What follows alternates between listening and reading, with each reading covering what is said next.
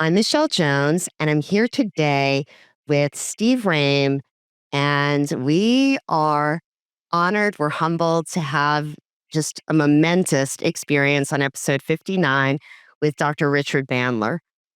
Dr. Bandler, been a groupie for a lot of years, took your training with Nicole Schneider and with Steve out in LA about 15 years ago. And for those of you in our listening audience, just a little bit about Dr. Bandler because there's much to say. But Dr. Bandler, I would say, first and foremost, he is the co founder of Neuro-Linguistic Programming. He is the man responsible for transformations. Change work as we know it today, that's been embodied in many different ways. Tony Robbins, I believe Dr. Bandler was with him last year and had credited Tony with actually taking his work with NLP forward out into the world, possibly as much as Dr. Bandler has. But I would just like for folks to, our listeners, to know out there that Dr. Bandler is one of the most influential minds out there in terms of how you can actually end your suffering, like today, rewire yourself and create some astounding human possibility. If ever there were a guest made for Empowerment Unleashed now, it is Dr. Bandler, and we have so much gratitude and we are honored and humbled to have you here today, sir. Thank you. It's a pleasure to be here. Oh my goodness. Dr. Bandler, we need your help. We need your help. I've heard that a few times in the past 75 years. Would imagine, yeah. I would imagine. Steve was with you last in Chicago in October. Yep. Right? What were you doing? Because, Steve, I know you were there doing something. I know you were there listening to Dr. Bandler. Primarily, this is the only thing I was there doing. Otherwise, I was kind of wandering around. There's nobody else there worth listening to. No, I'm kind of kidding. Steve? Oh, no, it was a great conference. But actually, you are the reason that I was really excited about going. And of course, I was fortunate enough to have dinner with you that last evening too. So it was really a good time. And being in the room with you again, it's this room is quite an honor, sir. So I appreciate that. In 60 days, I get to see you twice, so I like it. Oh my goodness. This is a big thing because when we were in the green room and we were just briefly talking prior to coming on, I was saying to Dr. Bandler that I really would like for our listeners today to understand that you can end your suffering today, right? I mean, that's possible. Dr. Bandler has shown us that. well, it's absolutely possible because if you don't anthropomorphize problems, then you think of them as learnings. And the difference between NLP and most of the things that come from Freud through psychology, because even the people that think they're anti-Freudian are actually Freudian. They believe you have to go back and relive trauma and understand your problems, and if you understand them, magically they'll disappear. We have to understand you're made up of 1,000,000,000,000 cells, 1,000,000,000,000, all working together to create life. And out of that, there are hundreds and hundreds and hundreds of billions of neurons in your brain, as many as there are stars in the Milky Way. And they're fairly well organized, and they've become much more organized since you were born. And you learned a lot of things. Some of it is really great, and some of it's garbage. And when you go, even though there are billions and billions of neurocortical pathways, when you learn something, what we refer to as the difficulties in life, typically they fire, be it ever so microscopic, down one line of neurons and then loops, and sometimes connects with similar ones. And, that's why the more you learn to be stupid, the better you get at it. The more you learn to play the piano, the better you get at playing the piano. That whatever we master. And the ability to acquire difficulties is not given to us at birth. It's learned from birth. There are only two natural fears: loud noises and falling. That's it. All the rest are learned, and some of them are learned very quickly. I had a client who fell in a river at the age of 4, almost drowned. And by the time he was 20, he couldn't take a shower or take a bath, walk through a mud puddle. He was so terrified of water. And, you know, he didn't let his dad pull him out of the river and go, "I'll never do that stupid thing again." Be careful around water, learn to swim. Those would have been intelligent directions in his life. Instead, he was started fantasizing terrible things that could happen, to the point. Uh, well, I mean, when the movie Jaws came out, there were people in Kansas that wouldn't go in lakes, and there just aren't going to be sharks. They were 3,000 miles from the ocean, and yet, they would be terrified to get in a swimming pool. They'd start hearing do do do do do do do, and the fact that we can learn fast is a good thing. The fact that most people don't know how to edit their thinking, because the rule of thumb is really quite simple. If you change the way you think, it changes how you feel, and therefore changes what you're actually capable of doing. And, there's a lot of ways to talk about it. There are a lot of different techniques over the years. All of those leather-bound books up there are filled with the techniques that I've developed over the years. And those books are filled with techniques, all of which are designed to get it so that you can end your suffering today. I never bought into the thing that change is a slow and painful process. When I started out, that was the dictum ad psychologium, that they would say, change has to be slow, it needs to be painful. You need to understand your problems. You need to understand where they came from.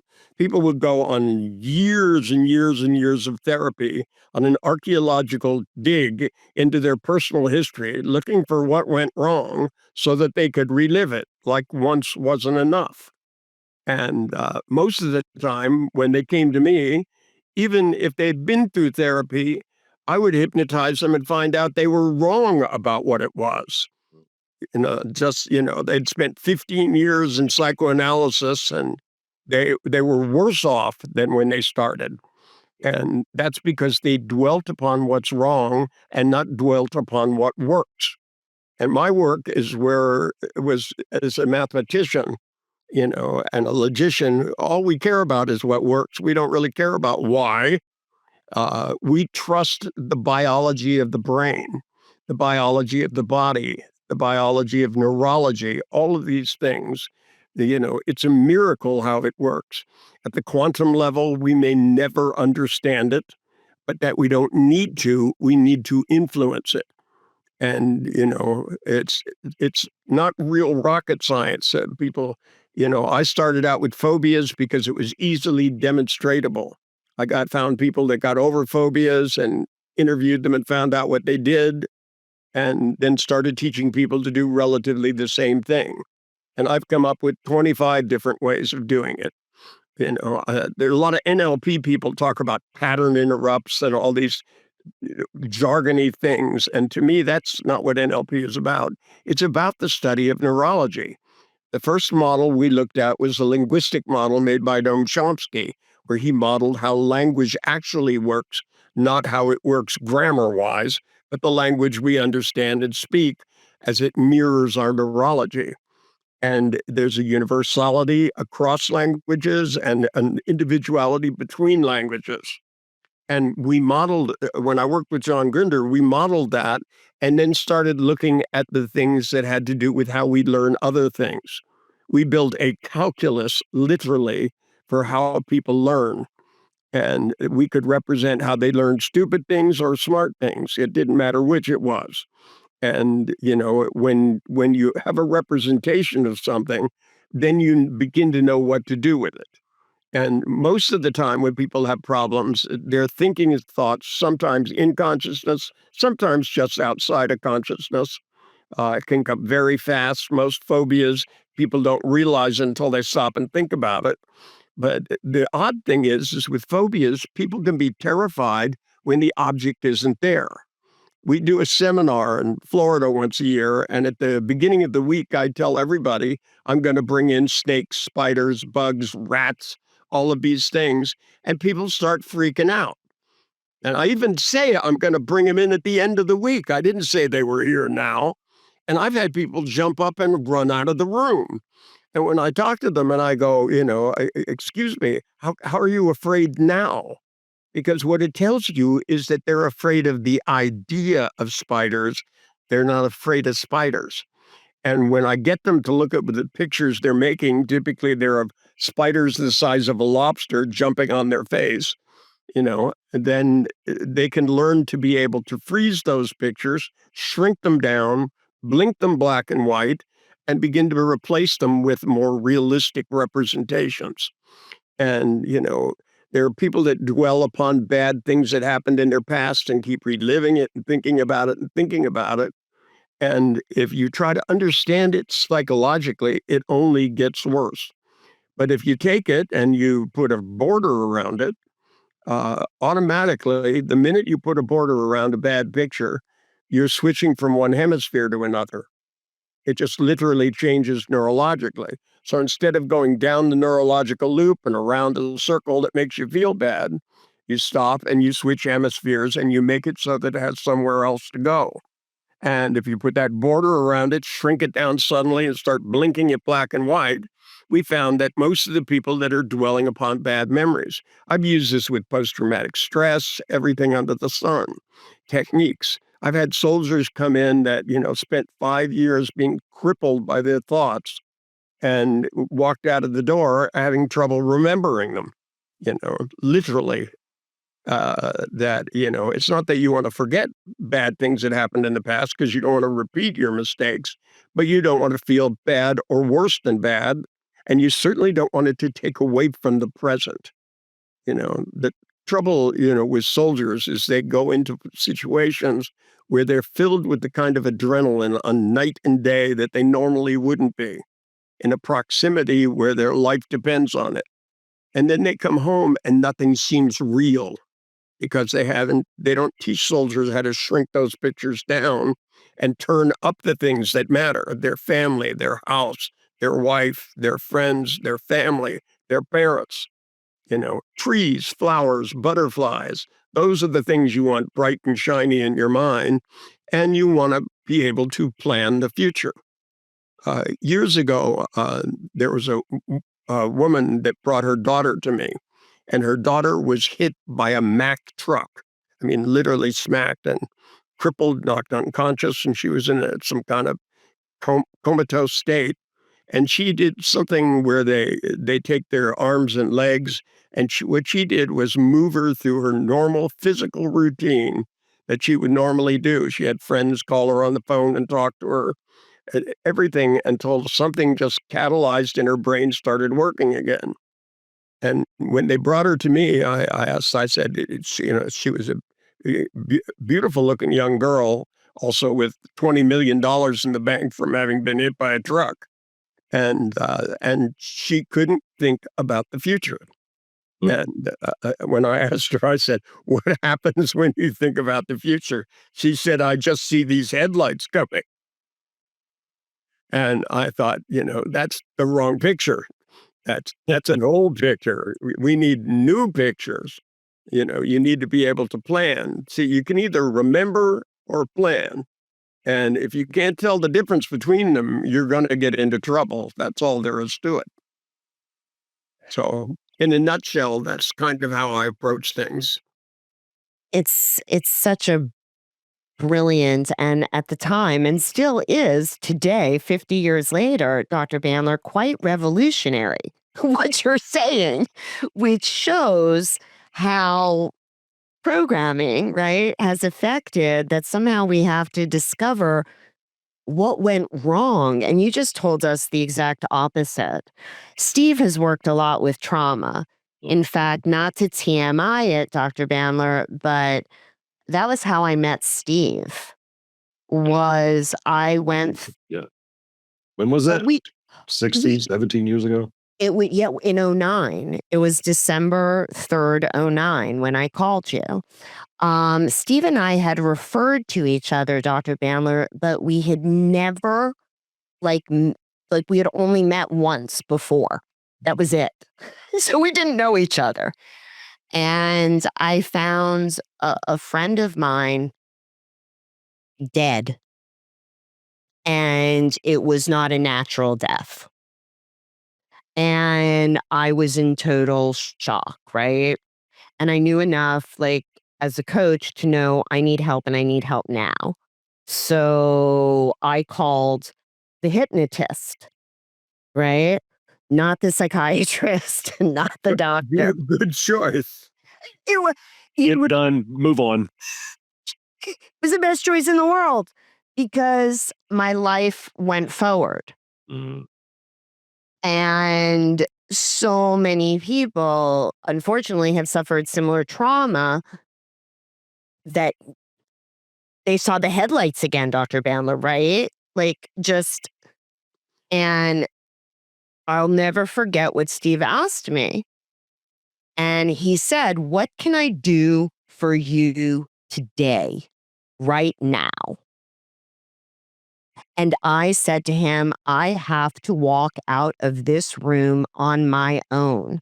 I do not like having people have to help me to walk because I'm in shock. I need to do that on my own today." And I stood up and I walked out of the office. Was everything in my life still completely fucked up? Uh-huh. But I was a little bit less fucked up. Pardon me. I don't mean to cuss. I know that you do, and pardon, but it's the only words that I have to really explain where I was at. And They're just words. They're not the end of the world. So you. people are so offended by everything nowadays. It drives me insane. They go, "That's hey, give me a list of things so I can do a whole bunch of them at once." We'll just work through it and extinguish them. I love it. Well, the thing is once you could walk, then you can start clearing up the rest of it. See, my policy was if I can make one big change, it begins to generalize through your nervous system. Yeah. And this is why when we learn to open one door, then when we walk up to the next one, we kind of know what we're supposed to do. And this is the way the brain is designed to learn, by making things familiar, which has an upside and it can have a downside. Now, once you get to the point where you can look at something that was in and of itself at the time traumatic and not be traumatized by it, you begin to learn that you can change the way you think, therefore you can change the way you feel. If the pictures are too big or too close. I made a film years ago, and they took me into a TV studio of some psychiatrists who were trying to discredit me, I think. And they gave me 3 patients, and they said, that they said, well, these people are untreatable. And one of them, and they had names that I had never heard. I don't read all that stuff. And it said, this woman suffers from anticipatory loss. And I said, that's wonderful, whatever the hell that is. And I asked this woman, I said, what can I do for you today? Because after all, I wasn't ever going to see her again. And she said, well, I have a problem. Literally puts her hands up and goes, I'm too close to. And, that sort of gives it away. And when I asked her, I said, this anticipatory loss stuff, what exactly is it? And she said, if people are late, she said, I start having psychotic episodes. And I said, psychotic episodes? That seems a little extreme if somebody's 5 minutes late. And she said, well, the whole thing is blown out of proportion. And she was talking about her mind. She wasn't talking about reality. She wasn't talking about the people that were late. And when I asked her for an example, and uh, she gave me an example, and it was almost to me comical what she said, because she said to me, she goes, well, I was supposed to meet somebody, and and I said, well, how do you get to the psychotic episode? Because I look at them and I go, they're 5 minutes late, they're rude. That's what comes into my mind. They think their time is more valuable than mine, for Christ's sake. They told me to meet them here at this time. They're not here. What a rude person. And I said, if I was going to fill in for you for the day, take your place, have your problems for you, wouldn't it be nice to have a day off from your problems? And she went, oh, that would be lovely. And I said, okay, so what would I have to do? I look at my watch. It's 1 minute late. And I go, okay, that's it. Throw myself on the floor, start rolling around and screaming. And she went, of course not. You know how hard it is to hire good help. And she says to me, she goes, well, she said, you have to work your way up to it. And I went, and just how do you go about that? And she said, well, like, for example, you could see a car wreck across the street and be kind of curious. And as you get closer, you realize it's your friend's car. And then you get over there, and you see that, they're wounded and bones are sticking out through the skin and blood starts splattering on your face. And I thought, that'd do it, you know. And I looked at her and I said, has it ever occurred to you to just not do this? And she looked at me and she goes, I don't think I knew I was. And I said, well, if you're having psychotic episodes, I said, that'll do the trick. If I ever want to make somebody psychotic, I now have a formula for it. It's quite a human achievement.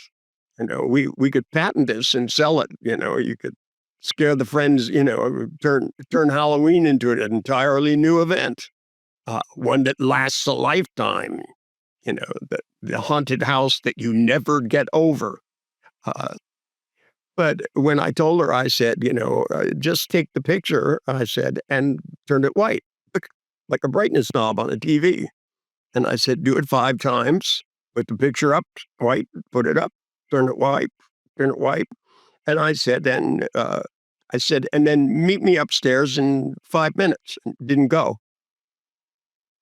And, when she finally came back, she said, you didn't show up? And I said, did you have a psychotic episode? She said, no. They interviewed her 6 months later. I wasn't there at the time, but they interviewed her 6 months later. And she said, I went home, and she said, my son was supposed to come over, and he didn't show up, so I fell asleep. And see, what happens is neurological learning is more important than understanding. They don't never call it overstanding. It's always understanding. It's less than. And to me, understanding has a purpose, to understand how to do something, but to understand how you are doing something which falls in the category of crippling, or what I like to call stupid, because when I ask people the important question isn't whether or not, something went wrong, and, whether or not your mother bought you a pony when you were 5, or whether your dog died or your pony got kidnapped, or all that stuff I've heard over the years that was, traumatic. What's traumatic for one person is not necessarily traumatic for another. Some of us couldn't afford to have the trauma some of my clients have had. Uh, you'd have to. I'd need a few $100 million to have some of the problems some of them had. I had one guy who was absolutely traumatized because something crashed into his private plane. And he, after he'd spent all that time, ordering it and waiting for it and stuff, he was completely traumatized by it. He said, I'll never buy anything again. And I thought, there's a problem to have. I mean, I'm Jewish. We have that problem every day.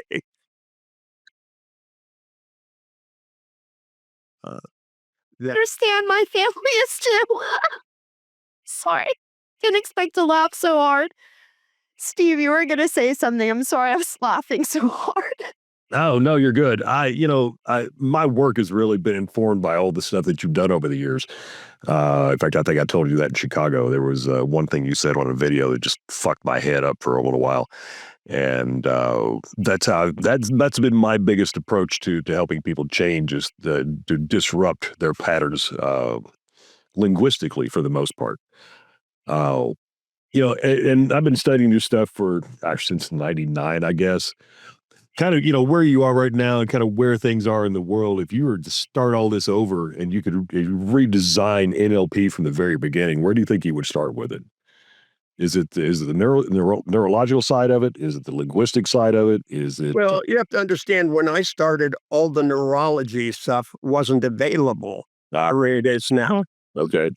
It would be easier to start it now than it would have been then. Yeah, That, we had to use primitive equipment, with wires and cords and stuff. And I mean, I used to have a device called a mind mirror, where we had to attach all of these things to the brain and look at the brainwave patterns and figure out, what was really going on. Because, like, when I started, uh, one of the most universal things I heard from psychotherapists and psychologists was that hypnosis didn't exist and it was a desert. And worse than that, it only treated the symptom. And being a mathematician, I'd go, isn't that a good thing that only treats the symptom? What else would you want to treat? You don't treat the good stuff. You don't go, you seem too cheerful. We need to do something about that.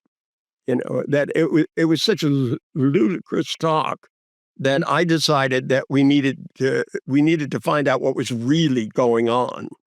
And so, an MRI in those days was so incredibly expensive. right. My new book has all kinds of pictures of MRIs and stuff in it, but the devices have become relatively inexpensive and portable, and we can bring them into seminars in Florida. We have a whole section where, we put people up and hypnotize them and show what happens in the brain. Take somebody who's got a terrible trauma memory and then have them put borders around it, shrink it down and blink it black and white, and then show what happens when they think about it afterwards. You can see the difference in the brain, and which is very convincing to people. It's not necessary, but what should convince them is the quality of their experience. That to me, the only thing that was important was that I can improve the quality of the experience of the person, that from that when they walked in the door, so that they'd walk out a better person headed in the right direction. Right. That a lot of NLP people talk about outcomes. I talk about directions. It's the direction of your life that's important, because if you make a little turn here, you know, 200 miles down the road, you're in a whole new place. And, this is extremely true neurologically, that once you repattern things that are connected with certain kinds of feelings, it starts generalizing to all kinds of other situations. So that the more you get control of your feelings, the more good feelings you can create. To me, that what I find with people, and probably what I would have done a little differently, is focused on making it so that people created better feelings to start with. I don't. Most people have enough repertoire. Everybody's really good at making bad feelings and finding things to feel bad about. Thank God for the internet, or we wouldn't know how to feel bad about so many things today.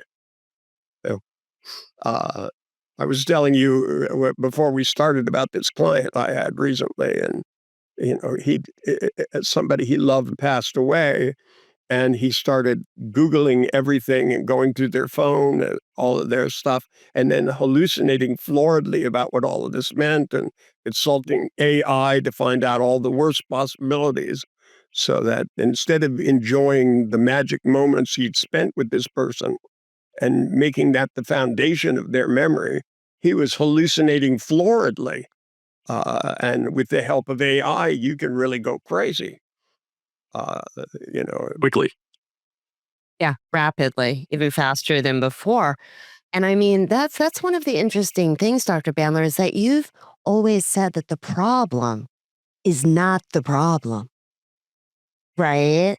And so the problem's never the problem. Like, can you walk us through like what that actually means in practical human terms? Well, in practical human terms, if you're producing, remember the hemispheres overlap.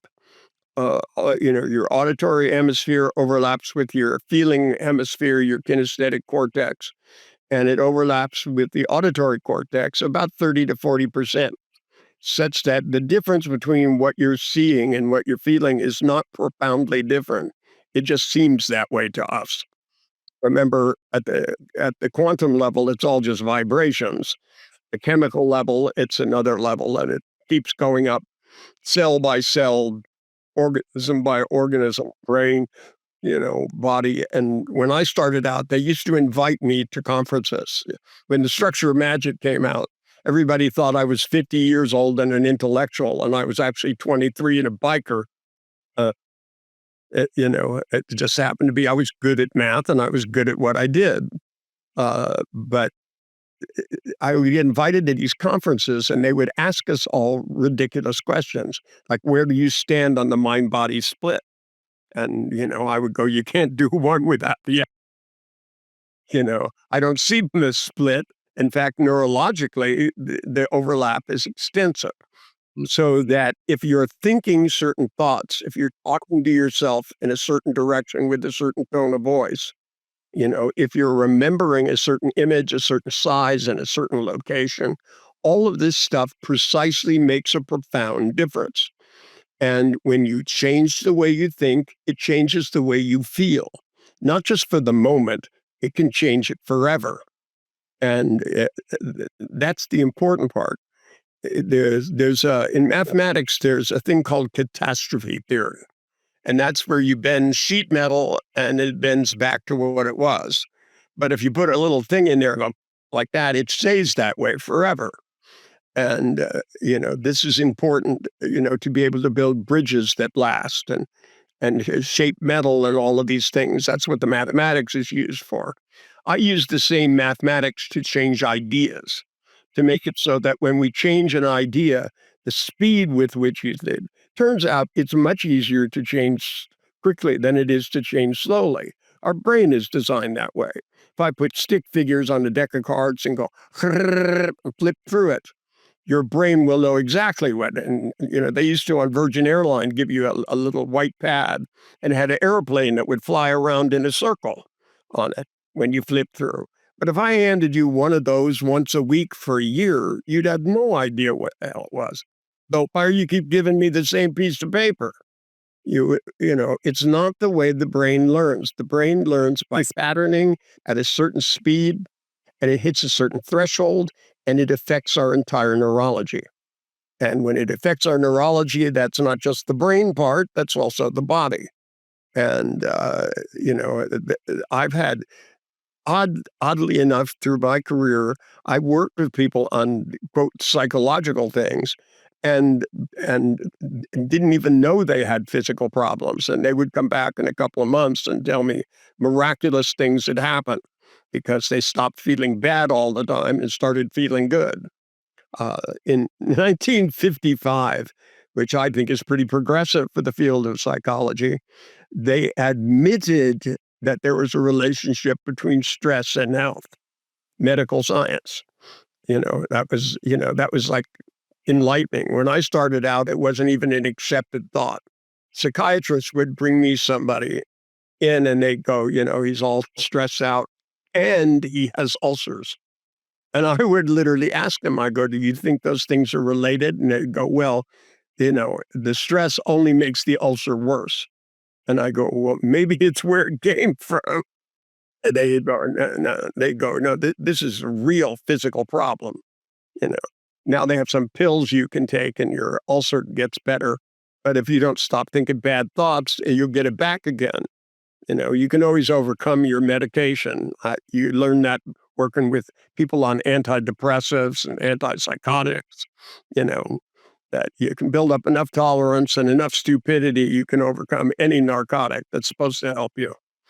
I insisted upon my clients all came from psychiatrists, so I could get them to dose people off the drugs, and they would go, his symptoms are going to get much worse. And I'd go, good, then we can deal with them. I want them as crazy as they possibly can get, and we'll start from there and see if we can make them so they're functional.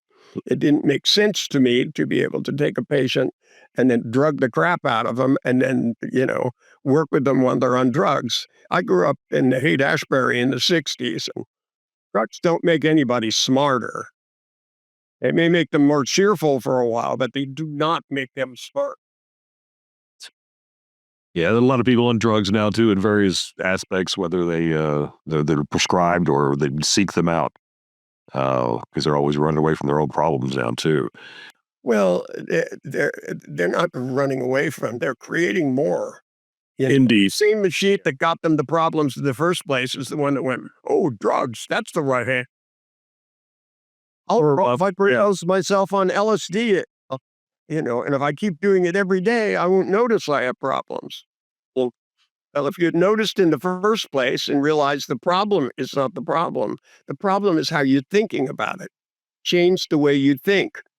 The one thing I discovered studying geniuses, both historically and living, because I know a lot of real geniuses in my lifetime.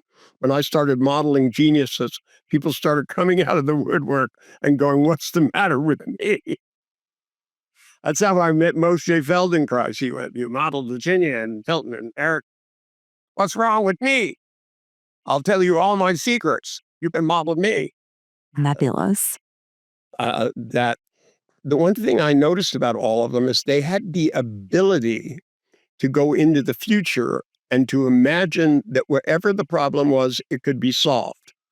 Whether it's a problem in aeronautics, Tesla, his whole way of inventing things was to go into the future and imagine that some device existed.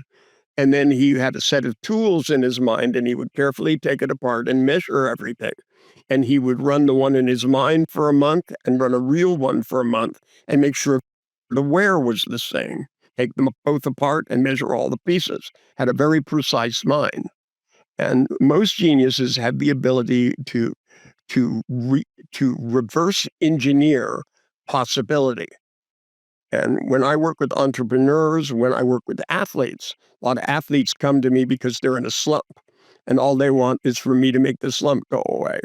And I always got to deal with them. I go, I'll make the slump go away if I can also make you better at what you do. Yes. And that never even dawns on them. They go, well, I'm at the top of my game. And I go, if you thought that when you were 5, you'd be terrible. Sorry. You kept thinking you could get better. And at what point did you decide this is the best I can do? So the only thing that can happen is I'll go into a slump and do less good. That's just stupid. There's got to be a better way to throw a baseball, a football, to play golf, all of those things. And, I've had top athletes from almost every sport on the planet. And some of them, I didn't even know what the sport was. They would come in and say the name of it, and I'd never even heard of it. And I'd have to, there was no internet in those days, so I have to wait till they leave and look it up. Well, books, try to find out what the hell a curly was. I'd never even heard of it. Right. That's fabulous. The Olympic athletes, they do a lot of stuff that, quite frankly, I would never do. Yeah. The idea of ski jumping, where ski and jump don't go together. It's just something together for you. No, that's not hardship. The language, creates experience. That doesn't work for you, those two. Thanks for joining us on this episode of Empowerment Unleashed Now. Please subscribe on your favorite podcasting platform and let us know how this helped you. Join us right here every week for another episode.